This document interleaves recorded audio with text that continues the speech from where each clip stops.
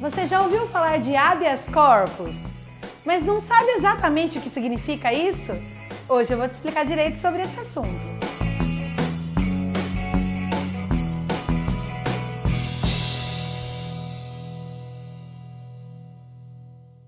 E aí, você já ouviu esse termo, habeas corpus? O fulano conseguiu habeas corpus. Mas o que é isso? Habeas corpus é um termo de origem do latim que significa que tenha o seu corpo, né? Que tenhas o corpo. Isso que é o significado de habeas corpus. Esse é o termo etimológico, a origem dessa palavra, vinda lá do latim. Mas o significado jurídico, ele é fundamentado no artigo 5º da Constituição Federal, que garante a todo cidadão a liberdade de locomoção, ou seja, não estar preso indevidamente. É mesmo, é? Esse é um chamado remédio constitucional. Remédio mesmo, é esse o termo. Por isso que no HC, quem usa desse remédio é o paciente.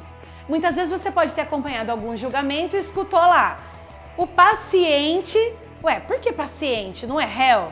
Nesse caso, a nomenclatura para quem utiliza desse remédio é paciente.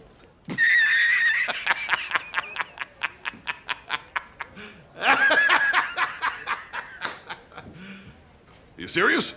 E esse HC, esse habeas corpus, ele serve para duas situações: para evitar ou para prevenir uma ilegalidade. Para você entender melhor, no processo penal, o réu, aquele que responde o processo, é chamado de réu. E ele só é condenado quando o processo transita em julgado. Sobre o trânsito em julgado, se você quer saber mais sobre isso, assista o vídeo de foro privilegiado, que lá eu explico tudo sobre o trânsito em julgado. Nesse caso, a pessoa só cumprirá a pena, nesse caso, a privação da liberdade, depois de condenada e então aplicada a sua pena. Mas existem algumas situações que é cabível medidas cautelares. E isso é previsto pelo Código de Processo Penal, lá no artigo 319. Nesses casos que cabem medidas cautelares, para que serve uma medida cautelar? Quando o juiz olha para aquele processo e vê que está em risco a aplicação da lei ou para garantir a ordem pública, ele precisa antecipar uma condenação para que não coloque em risco uma série de outras situações. Então ele aplica a lei. Nessa situação que cabe medida cautelar, no caso de uma prisão, o juiz decretar uma prisão. E se ela for ilegal, esse paciente que eu expliquei, que sofreu o pedido de prisão de forma ilegal, pode impetrar um habeas corpus. Para quê? Para não ser preso nesse momento, porque não era o caso de uma medida cautelar. Então, para isso, serve um habeas corpus que garante que a locomoção dele não seja ofendida. Então, você está pensando assim, é como se a pessoa respondesse em liberdade? É isso mesmo. Suspeitei desde o princípio. Se não houve uma prisão em flagrante, é garantida a essa pessoa responder um processo criminal, ter o direito de se defender, de produzir provas. Eu não estou aqui dizendo que a pessoa não deve ser condenada ou deve. Não sou eu nem você que tem que julgar essa situação. É para isso que existe um processo criminal. Existe todo o trâmite. Não teria sentido antecipar uma pena sem o direito da pessoa se defender, a não ser que fosse realmente o caso de uma medida cautelar ou uma prisão em flagrante.